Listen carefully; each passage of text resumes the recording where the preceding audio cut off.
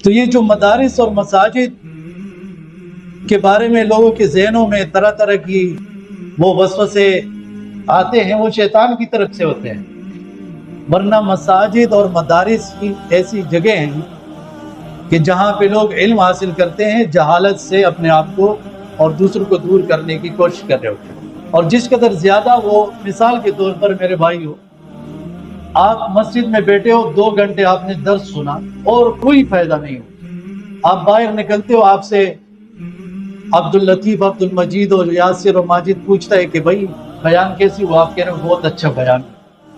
وہ کہتے ہیں اچھا کیا بیان ہوا آپ کے؟ یہ تو پتہ نہیں، یاد نہیں رہا۔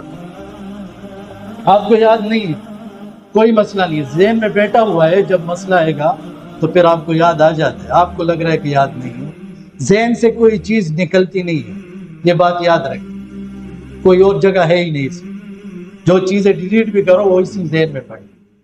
تو جو 2 گھنٹے آپ نے لگا لیے، وہ تو آپ یقیناً گناہ سے بچ گئے ہو۔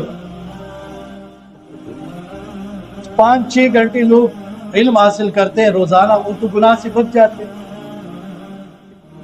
ایک ایک آیت پڑھتے ہیں، ایک ایک حدیث پڑھتے ہیں، درود پڑھتے ہیں، اور احادیث اور آیتیں اس کی تشریح سن کے دل کے اندر ان کا خوف اور نرمی آتی ہے۔ یہ سارے اعمال ہیں، نیک اعمال ہیں جو ہو رہے ہیں۔